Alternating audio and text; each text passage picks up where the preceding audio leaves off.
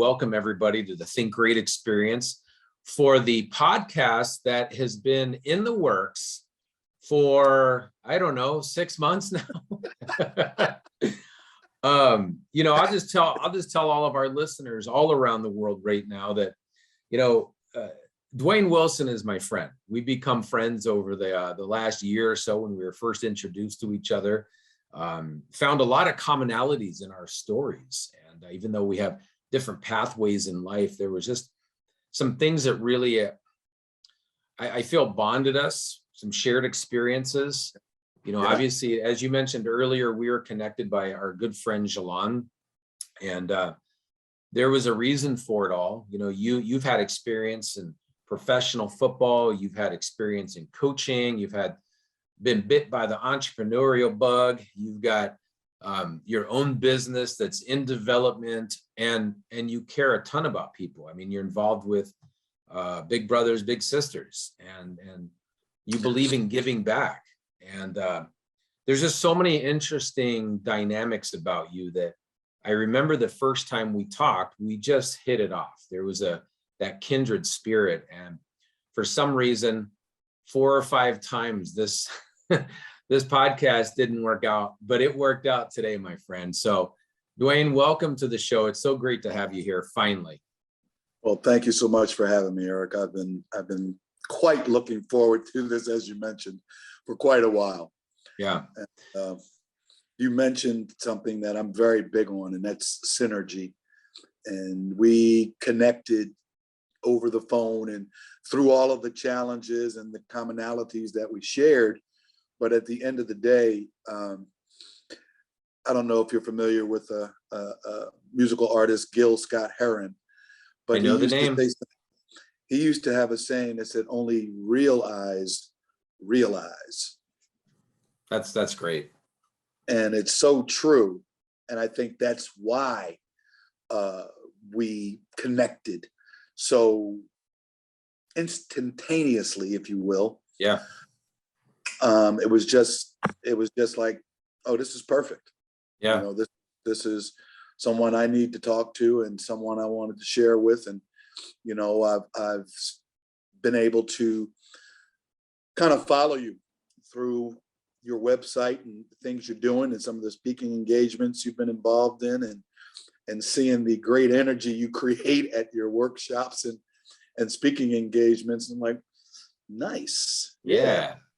It's fun. And you've dabbled in some speaking too. So you've been able to get up there, and inspire some people. It's quite a rush to be able to share your story and share a message that impacts people, Yes, just to get up there and hear that feedback that you made an impact in my life. Or sometimes I'll share a story about being a Marine or being a caregiver, or, just maybe some aspects about business that help them to think outside the box a little bit. And when they come up afterwards, they say, I needed that makes it all worth it.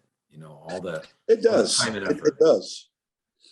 Now, you've got a unique story. I mean, that from the very first time we talked, it wasn't a quick phone call. We discussed a lot of things, including your background, getting into professional football and some of the experiences, the ups and downs that you've had. Can you kind of clue us in a little bit, the audience here on, what that was like as you're getting into the professional football realm?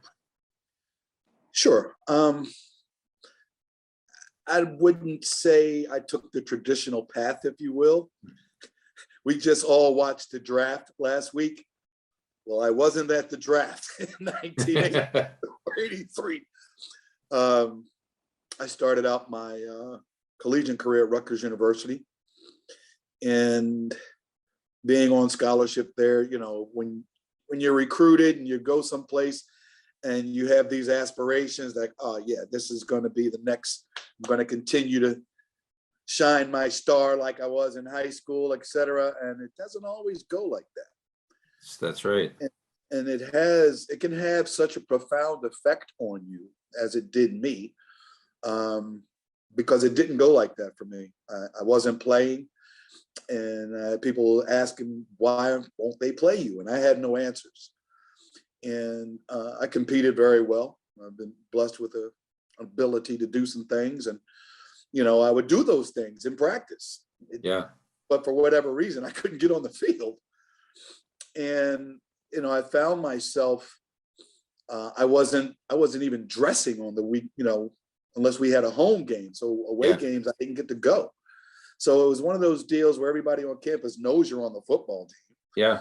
And they know it's an away game. And they know everybody else that you normally see on campus at the cafeteria is not there, but you are. Yeah. And they keep asking you, well, why aren't you at the game? Aren't you on the team? And you have to go explain this thing over and over and over. Well, no, I didn't make the travel team. It was just gut wrenching. Yeah. And I found myself beginning to withdraw from, you know, just socially, psychologically, mentally. I was not in a good place.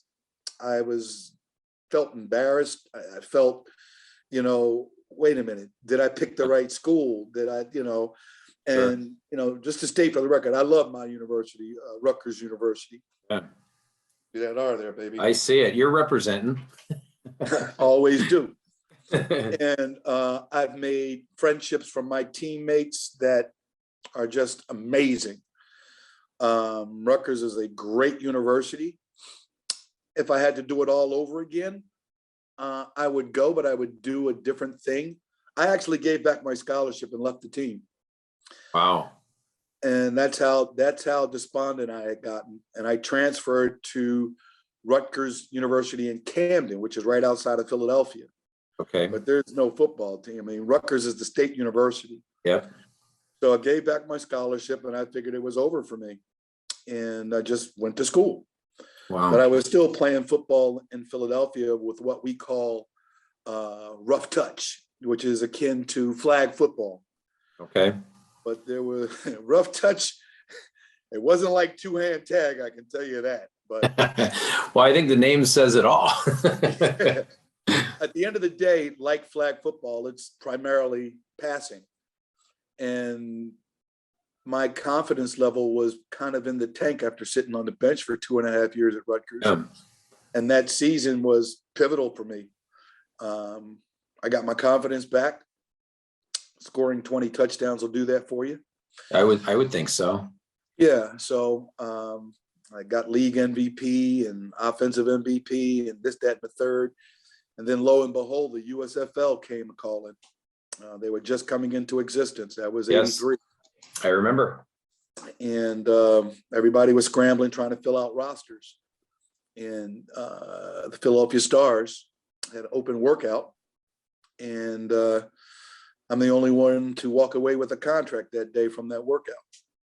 Okay, so you have all these ups and downs at Rutgers, right? And you turn in your scholarship, which wasn't an easy decision and probably didn't happen overnight. You know, you have to do a lot of soul searching and reflecting, and I know that was tough on you. And then all of a sudden here you are picked up with the Stars. What was your mindset like during those times? Like, how did you get through that with your mindset? How did you keep pushing forward? Because that's a dream breaker when you don't get to play on the team and then you turn in your scholarship. And how did you keep going at that point? I wanted to play, and I knew I could play. Just that desire. I just wanted to play. And, you know, I had people that knew me from when I was a kid and said, well, why don't you go back? You need to play defense. Go on the corner. I wanted to play offense. But at that point, I would have been the water boy if it had got me on the field. Sure. So, so when you got awarded the contract, how did that feel like? What did that do to your mindset at that point? Because that's a big 180 happening right there. Well, you know, I was stoked. I mean, number one, I'm now a professional athlete and I get a paycheck. That's On top nice. of that, the team I played for, the Philadelphia Stars, we were the best team in the league for 3 years. Well, we did lose to the Michigan Panthers year one. Bobby Hebert and Anthony Carter and those guys. But we won it the next 2 years. But anyway, it was really cool because we shared the stadium with the Eagles. The owner of the Philadelphia Stars went to my high school. Oh, no kidding.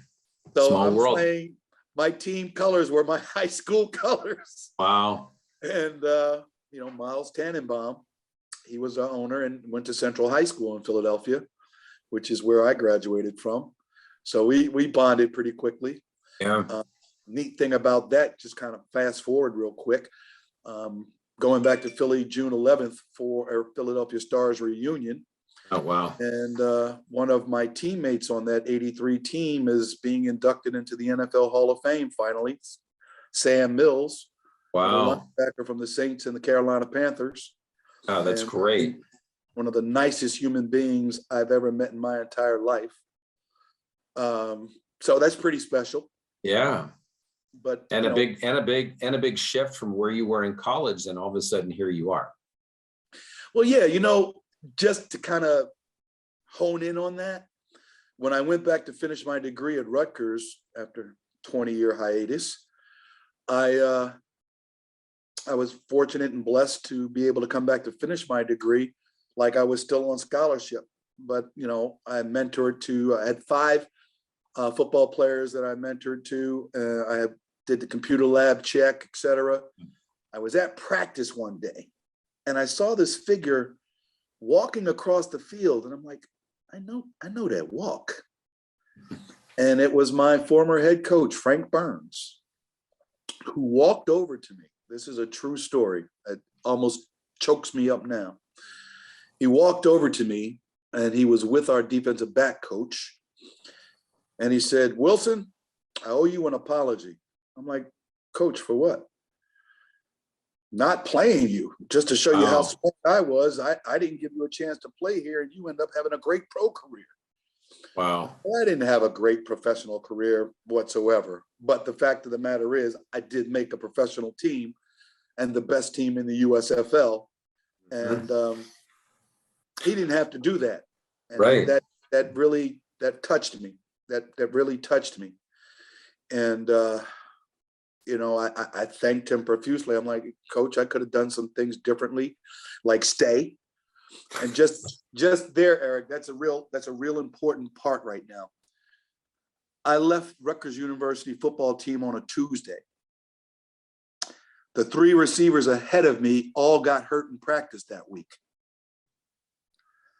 And we were playing Army that Saturday. Guess who would have been on the field? Because You would have been on the field, my friend. Exactly my point. Yep. But it just got to the point where I was just so frustrated and I had no answers as to what to do. And I had talked to my parents. My parents came up and had a meeting with the coach and sat at the big oak table where they take the recruits and, had a conversation. And what a lot of people may not realize, a lot of scholarship athletes, especially those who are minorities that look like me, this is the only way you're going to get to go to school. I was blessed enough that wasn't my situation. And my father said, "No, you don't have to stay and deal with it." Now, my father's a football coach, by the way. Okay. So I left and I transferred to Rutgers Camden, which is a campus of Rutgers University, but it was a commuter school. And I just went to class, and it just so happened I was playing rough touch, as I mentioned, and everything else unfolded as it did. I think we all look back sometimes and go, if I just made this one decision, but that's not life. And, you made a decision based on your reality at that time. And I mean, how great is it just that Coach Burns came back all those years later and said, "Hey, I wish I had played you." That had to be like a weight off your shoulders. I needed that confirmation. Yeah. Because, it makes you question yourself, question your ability. And I actually had a teammate of mine that didn't speak to me for 2 years because I left the team. Oh. He actually hosted me on my recruiting trip, God rest his soul. One of my closest friends, that was just have a different last name. He was my brother from another mother. Sure. 2 years. I finally went back to campus. I didn't step foot on campus for 10 years. Wow. I went back to Rutgers because one of our other teammates was getting inducted into the Rutgers Hall of Fame. And we're in the hotel room, and I just said, George, you got to tell me, man, what was up with that 2 years that you wouldn't return a phone call, text message, nothing, just cold turkey, nothing. And he said, Wilson, I was so hurt you left. And you remember Coach Mosley say, quitters never win and winners never quit. What you don't know, they were building the offense around you next year. Wow. And I said, well, find time to tell me. That would have been some good info earlier for you. Yeah, I mean, how was I to know? I mean, Yeah. I was just the part that really killed me, Erik, was watching my teammates and everybody I was on campus with go away on away games and leave, and I'm left behind on campus. That's I right. can't tell you what that felt like. And I think that you bring up such a good point, because in so many aspects of our life, if we had just told somebody something, they could make better decisions. If you knew that they were building this up, if you knew something was coming and it wasn't a surprise, it would have altered the decisions that you made. You know what I mean? It would be absolutely would have altered my decision. Yeah. When you think, when people ask you, can you remember a time that was a pivotal turning point in your life? Well, yes, because I just told you. I remember the day. It was that Tuesday that I left the team. And I'll never forget some of the friendships. One in particular, Andy Carino, he said, I walked past your locker the next day and I couldn't believe you were gone, because we came in as freshmen together. And it hurt me so bad because, he went through a similar situation at Rutgers. He got to play and ended up going to play with the Giants and did some other things. But we had crossed paths a number of times at different camps in the USFL, Pittsburgh Maulers and a couple other places. And I remember that day was the day that changed my life, because had I known what was shared with me, and had I not decided to leave, and I thought I had been patient enough. I waited 2 years because I know you got to wait your turn. Okay, that is pretty patient. Freshman year, sophomore year, and going into my junior year, I'm like, okay, it should be my time. I at least get some type of playing time, something. That's right. I don't have to be a starter, but I need to be a starter, but that'll come. But at least get on the field. Do you know what my college stats read in my USFL Philadelphia Stars yearbook? Or what's that? The very first, my collegiate stats read punt return 1979, 9 yards versus Princeton. That's it. That's my entire collegiate career. Now, the caveat to that is, you do know Rutgers Princeton is the very first intercollegiate football game. Well, that stat I just gave you, I played in the last football game. Wow. That's crazy. I mean, to have such a monumental moment in your life so long ago, still with you so passionately today, it just shows how important these decisions we're making in our life, and how passionate you were about that direction in your life, how passionate you were about the sport, about playing, about being a part of that team. That wasn't an easy decision. And I think there's a lot of people listening right now that maybe they've made tough decisions. Maybe they have some tough decisions coming. What would you say to somebody, and maybe it's not even a sports situation, just what's your biggest takeaways from that moment where you go, hey, here's how I would do things differently, or here's the mindset I had to have to make that decision? Well, I'm looking at it through a different lens now.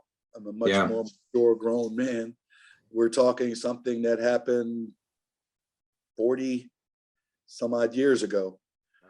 But, what I can share is, I'm not sure about everybody else's spirituality. However, there's a saying, if you're going to worry, don't pray. If you're going to pray, don't worry. Like that. So I'm guessing you did a lot of praying. I did a lot of praying, but the biggest takeaway, I guess, was knowing that my father and my parents had my back, and I didn't have to stay somewhere where I was unhappy and Yeah. it wasn't happening for me. But because I didn't want to leave. I mean, my friends were there and they took me in. I mean, I got like they're my brothers. Yeah. But I'm going through a situation right now with business. I had shared with you before, I had my own business platform that ended up going inactive, and it was going to be too expensive to reactivate it. So I started another business. Sure. Got my LLC incorporated and all that good stuff. Just opened up my bank account. And at the end of the day, I know I've been blessed with certain talents and abilities, and I believe that other folk can benefit from that. And that's one platform that's very special to me. I don't want to leave this earth, this world, and not feel like I didn't make a difference positively. Yeah. My goal and my mission every day is, did I have a human interaction with someone, and were they better for meeting me or being around me? That's important to me. You know, I think it's really simple. I wish that was more important to many people. I think that's a great way to enter each day and think about it. You know, I coach a lot of businesses, and I always say to them, you know, how important is it to empower people? And they say it's very important. And I said, do you put it in your schedule every day to empower somebody? Well, no, I don't. And then it tends to get away from us. So the fact that you're so focused on an impact is huge. And then that's how I know that this new business that you're starting is going to be a huge success. You know, you're not just creating a business, you're creating an impact machine. And I know how you're wired. It's not about the money. Yes, we all love the money. The money's fine. You're really doing this for the right reason. You love impacting people. I do. I love people. I'm the youngest in my family, and you know, when I moved from Philadelphia during the snowstorm in '95, I haven't lived anywhere where it's cold or snowed since.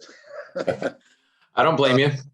I've been a long way from home, and I don't have any family here, so I spend an inordinate amount of time alone or working remotely. And I've been blessed. I've got friends and all that. I'm not a hermit or anything like that. But what I realize and understand, because I love people so much, and because the value I place on personal interaction with people, again, you know, what we're dealing with globally in our country in terms of separatism and you know, this folk has this thought process, this faction of people have this ideology. It's really simple to me. What type of interaction and energy did you have with the person you interacted with today, or all of the people you interacted with today? Was their life enhanced or made better or richer, or at the very least, did you make somebody smile or make somebody feel good about themselves? You know, you bring up a good point. Today, lost day. That's right. I think you bring up a great point. There's a huge need right now in our world for people to become more unified, more cohesive. It's so amazing to me how fast people can find fault with somebody on the slightest issue these days, and it just divides them, and you don't even want to hear their opinion on anything. So it's just, I think it's very much an opportunity for people like you and I to help unify people, to help bring them together. You know, not only did we have, you know, governments say everybody has to be separated, and whether people agree with it or not, we were separated, and many people stayed in that mindset. You know, they stayed in the mindset of being divided, and then you know, hating other people because, well, their view is different, so I'm not even gonna like them, even though we're fellow Americans. And so, you know, I see it in the workplace, I see it in our communities, there is really a great opportunity to empower people, to make somebody smile. I think it's needed now more than ever. And it kind of gets me to this question of, you know, can you give us kind of an overview on what your business will become? You know, what's your vision for this? Well, my initial business was the D. Wilson Group Networking Consultants. And basically, in a nutshell, what I do is I find out what people do and I connect the dots. So just like Jalon McDonald introduced me, connected the dots with you and I, and with Nancy Gentle Boudre, Awaken with Light. So too have I shared your platform and what you do with some folks, as well as Awaken with Light, because they poured into me in some way, shape, form, or fashion. So my new business, instead of D. Wilson Group Networking Consultants, will now be called DW and Associates Group. I like it. I have multiple platforms and multiple things that I do, and everybody can't really get behind that because they think I'm all over the place. Mm-hmm. And to me, it's really not that at all. It's very simply what I've been gifted in terms of access to different people who provide services and or products or different platforms, speakers like yourself. And I've got a myriad of close friends of mine who I went to school with, who are, you know, on LinkedIn, and they are consultants in their own rights and their own specialities. Sure. And being able to, you know, if somebody's on my site, I can refer them, or they can look through, once my site is built and developed, by the way, they can look through and see things in the works. Yeah, I'm a work in progress. Yeah. They can look and say, you know, I would really like to get some expertise in this particular area, and this person over here looks like it might be a good fit, but at least you can initiate a conversation to see if that's the case. You're like the great connector. I love it. That's what I do. I am the connector. Yeah. Another primary space that I'm really going to focus on, where we are with regard to this pandemic, and everybody's so health conscious in terms of not becoming sick, or at least being able to minimize that possibility of, you know, getting something you don't want.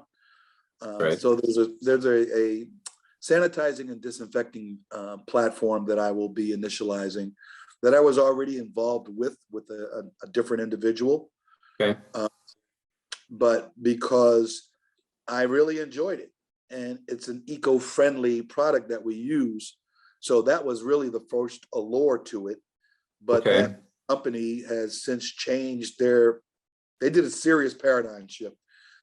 You can't even find any evidence on their website anymore with regard to the sanitizing and disinfecting spray business.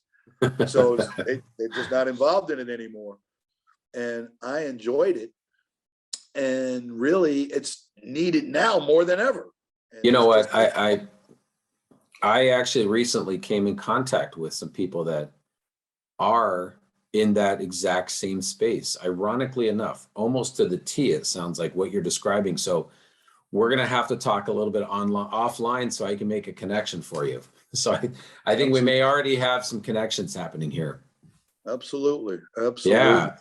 Well, I think there is such an opportunity right now. You know, we in what you're talking about with the disinfectants, you don't want to have any opportunity where things come up again, where your business is shut down again. And you know, I think we're looking at things, like you said earlier, through a different lens. And even though it's been proclaimed that we're out of the pandemic, you know, I think we're going to have to be out of it for a while for people to really believe it. There's still 2 years was a long time, and there was a lot of damage done, not even just the physical damage of, you know, the economy, but just the mental and emotional damage of a 2-year ordeal.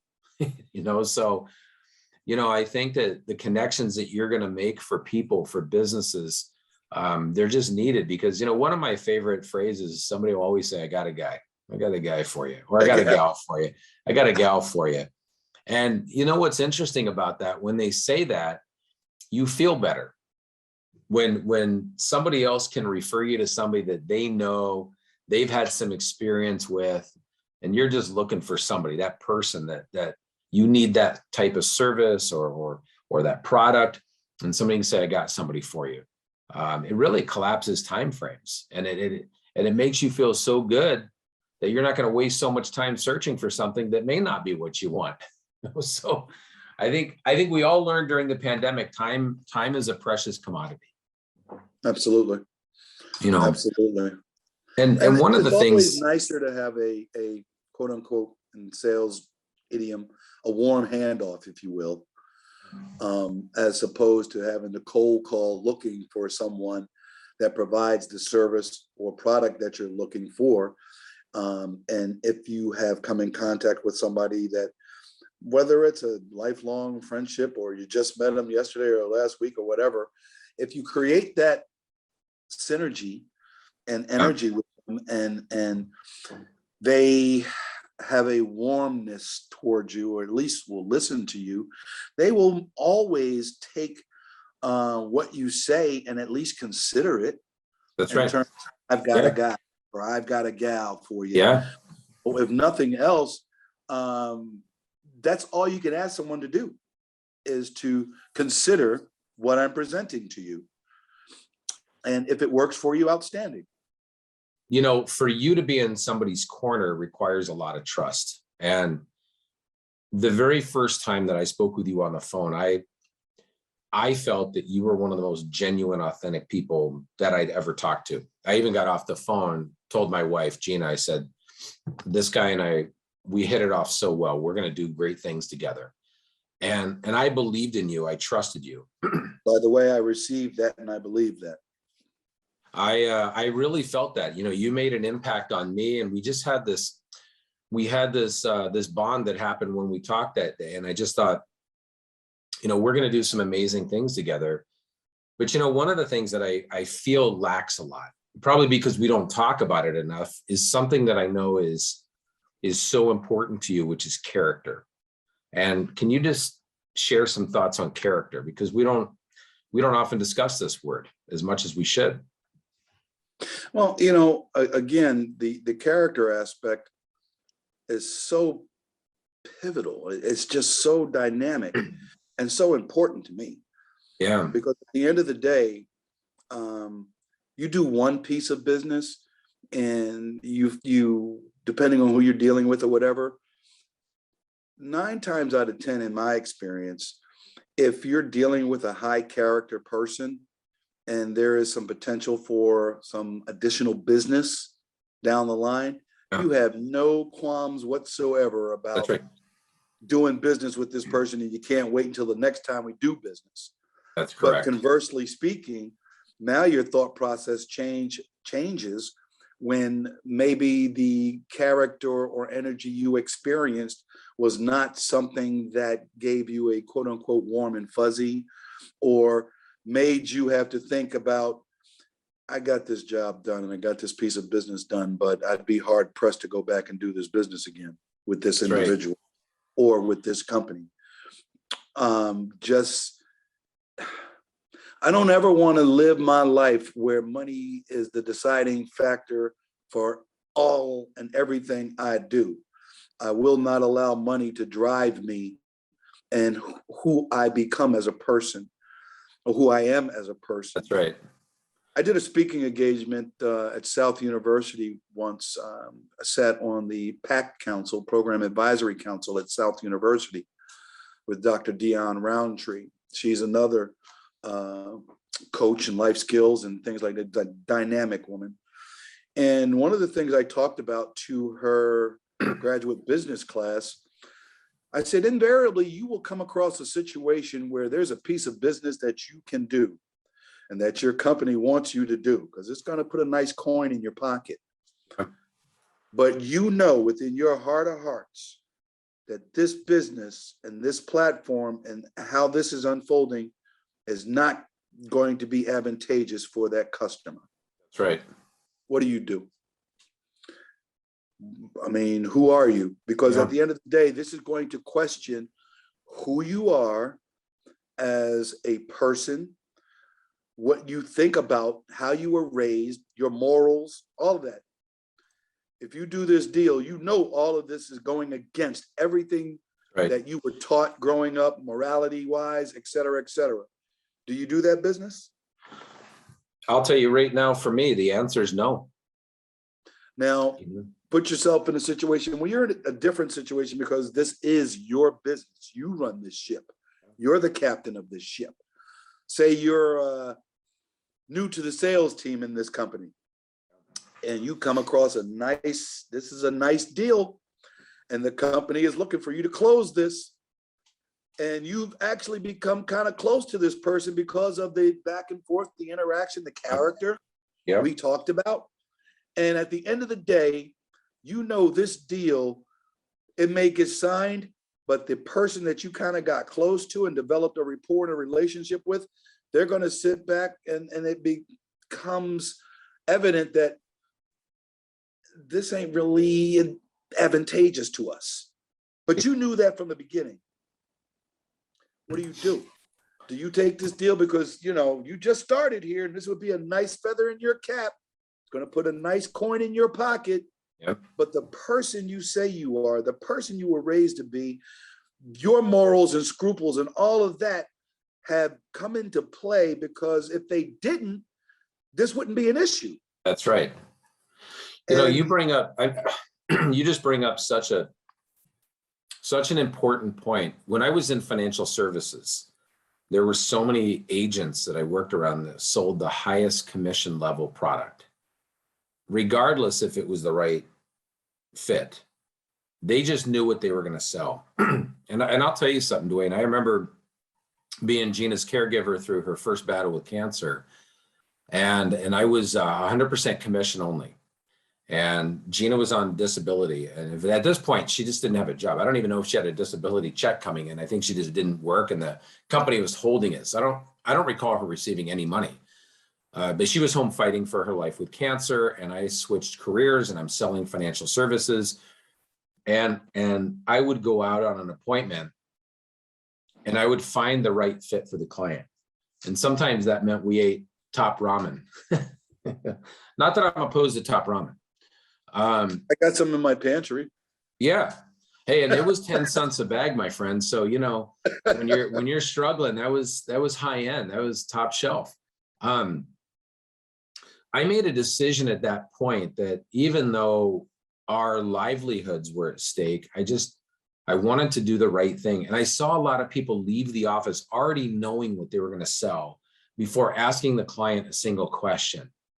And so, I think you bring up we may have to have a whole podcast just on character, because I think that people need to plant their flag on where their character is, and you need to be unwavering on it, because there's so much that will come by that can tempt you to waver, and you've got to stand tall on that. And ironically, there's still clients that occasionally will get a notification that they still have a product that I sold 20 years or so ago, because it was right for them. And so I wasn't trying to line my pockets. I was trying to do the right thing. And if you do the right thing, I believe you'll line your pockets better. You know what I mean? But I love that you brought that word up, because even when I served in the military, they talked about character a lot. They spoke it so that more people exhibit it. And I think it takes a lot of courage to talk about character. Everybody agrees it's important. Sometimes too many people waver on it, though. You're absolutely correct. That's why I know that when you move in a certain space, and a lot of times, more times often than not, you will find yourself in the type of company that works for you and meets your approval, meets your character approval. Is that always the case? No, of course not. Right. But I prefer to move in that space when and every time it's possible. Right. Does that mean I won't deal or do business with someone who may not be, high on my character list? No, not necessarily. Yeah. That's my preference. If it's a situation where I understand who you are right away, yeah, it doesn't preclude that we won't do business. But it will definitely carry a lot of weight for us Yeah. in future business. That's why I feel like every time we talk, I get more excited about teaming up on projects, about making an impact together, about connecting people. It gets more exciting because when you find somebody with high character, I feel you want to be around them more. Or if you don't want to be around people with high character, you probably have to do a character check on yourself and reassess. Now, Absolutely. You've had some amazing moments of greatness. You've had some amazing challenges that you've overcome. You've been able to get your mindset in tune with where you need to go. And here we are coming out of a pandemic. 2 years of this has impacted the world. I think that if it really ended in 2 weeks, if we had flattened the curve in 2 weeks, we wouldn't even be talking about it anymore. But 2 years of something stays with a person, just like, as you know, from Rutgers, stays with you for a lifetime. Now that some of the word is out there that we're out of the pandemic officially, which is awesome. What's in store for you for the rest of the year? What kind of goals do you have for yourself, maybe personally, or even for your business? Well, it's funny you should ask, because I just had a conversation today and made a decision. You mentioned you had just did a career shift and went to 100% commission scenario.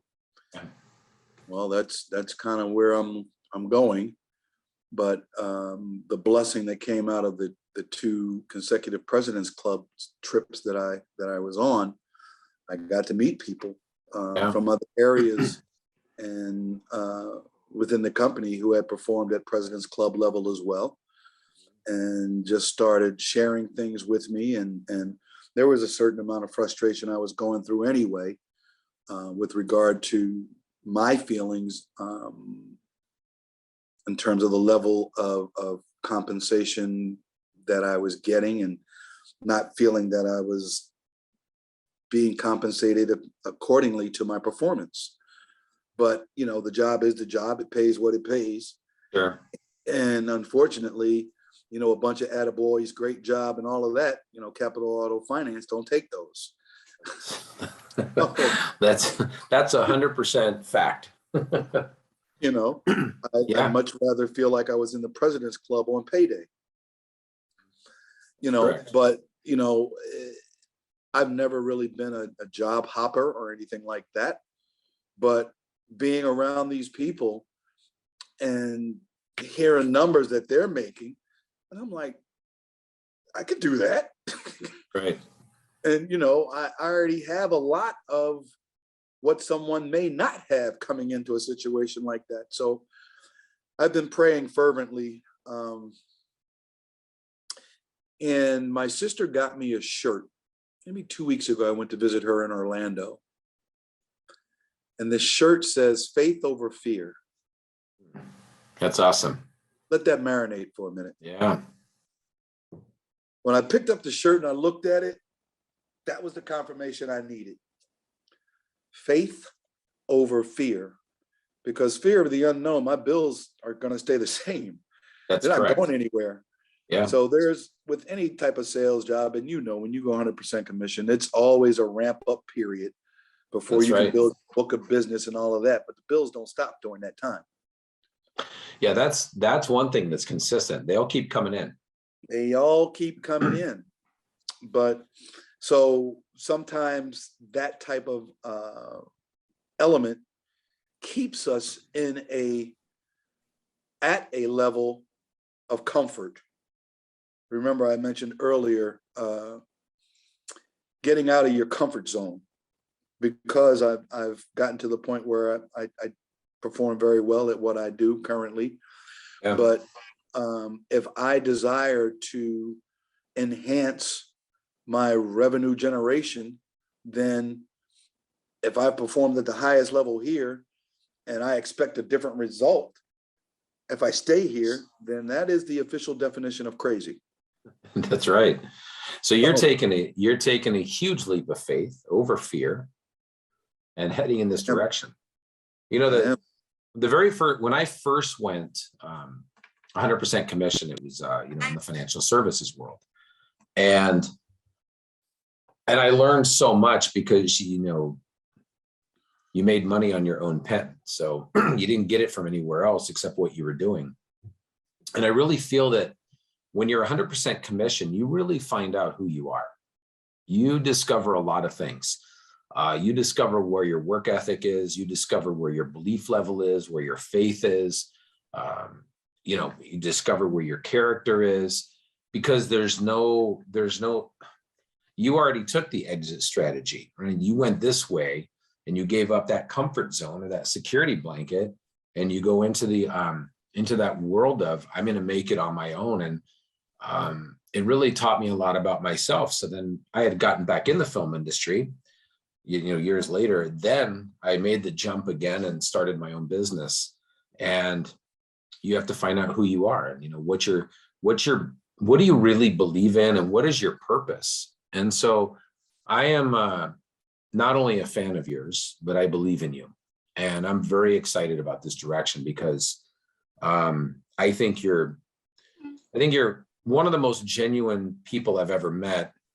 But in addition to that, I think that you really do place a priority on helping people, a sincere priority on helping people. And that's, you know, that's rare out there too.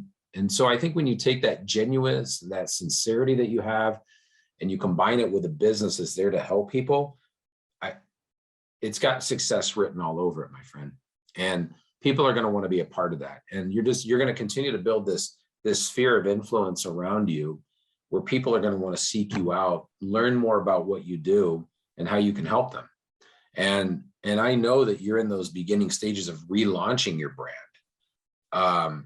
But that doesn't mean that you're not going to be able to make an impact right here, right now in people's lives. And I can feel that. And that's what I'm most excited about. And maybe even a little more excited than that is somehow we're going to team up and make an impact together. Two guys with different backgrounds with the best haircuts in the business. How can we fail? We'll be the new I Spy. I know, right?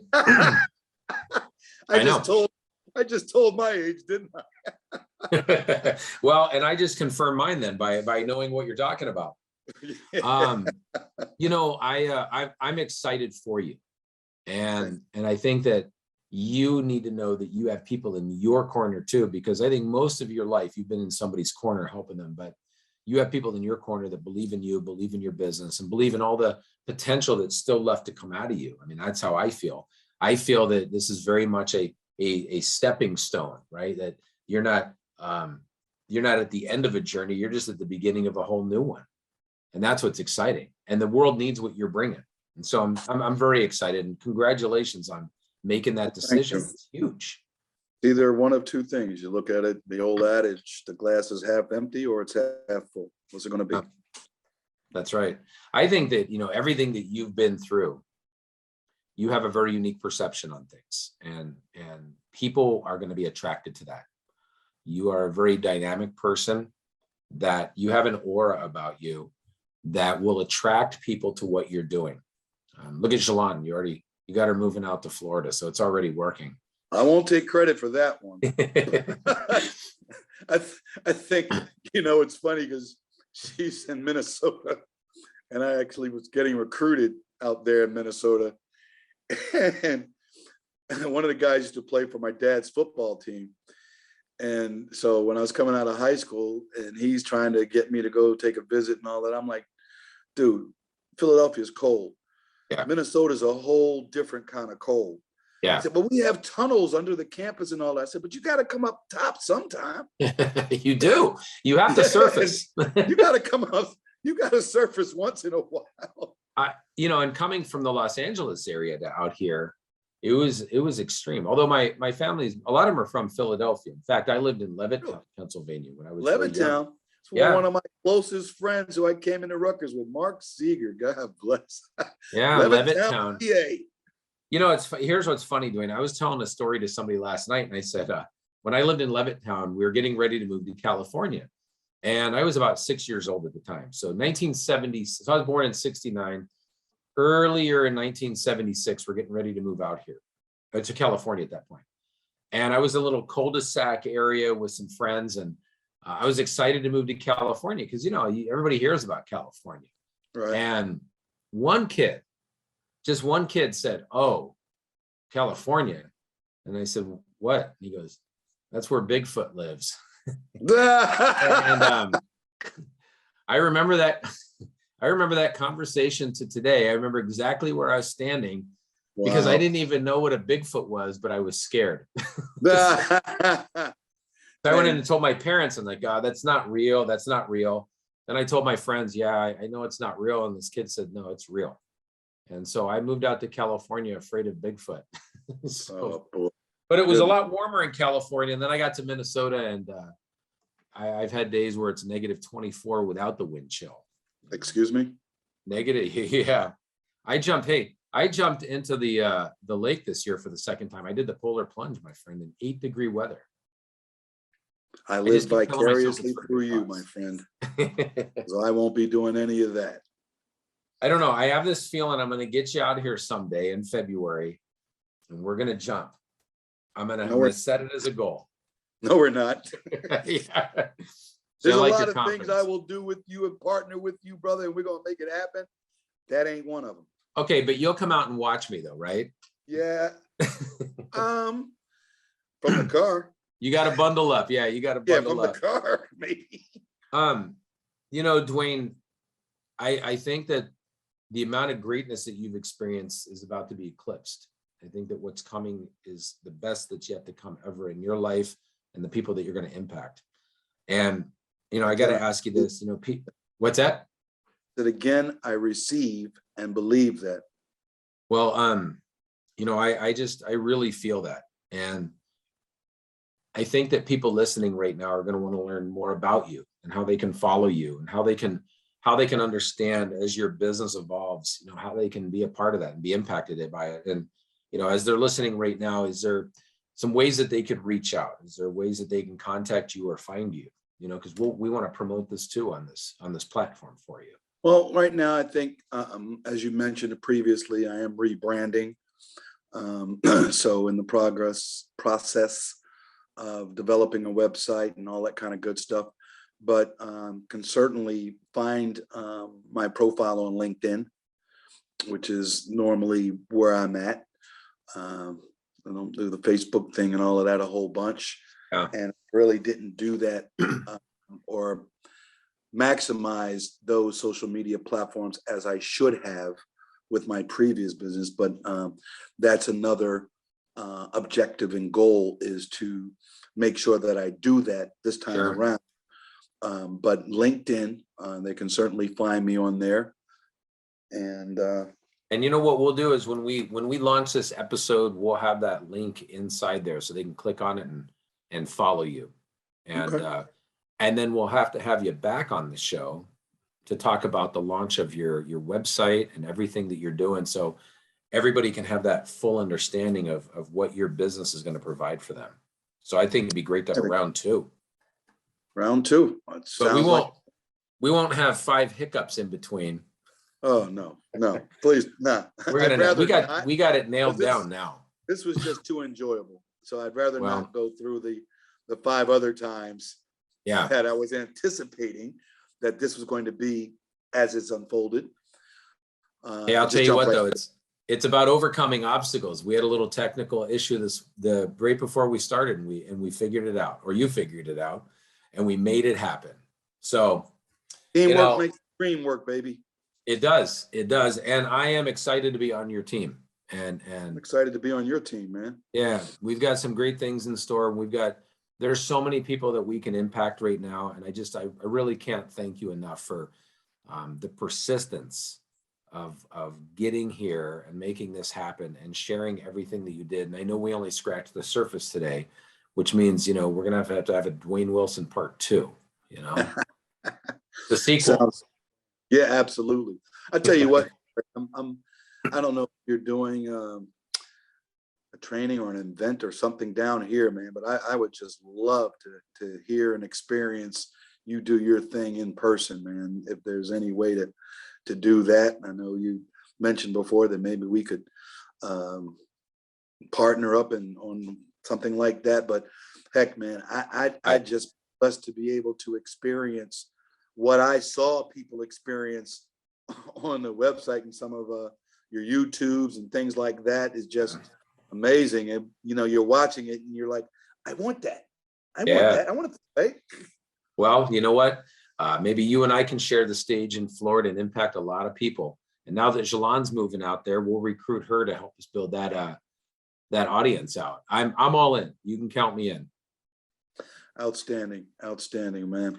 Well, I've got to get to a meeting myself, but I can't tell you how enjoyable this was, and it was everything I thought it was going to be per our initial conversation. So I'm glad both of us exhibited that stick-to-itiveness. Yeah. Don't go looking for that in the dictionary. You probably won't find it, but not right now, but it'll be in there soon. And it's all you. You get the credit for that one. I'm excited for you to be building your business, and I know you got to get to a meeting to make things happen, but we will regroup again on the air and possibly in Florida soon. Outstanding. I look forward to it, and please give Gina my best. They remain in my prayers, as well as Sapphire, and you as well, my friend. Thank you, sir. It's always great talking to you, and I'm glad we finally got to do it over the airwaves. We'll talk soon. Bye-bye.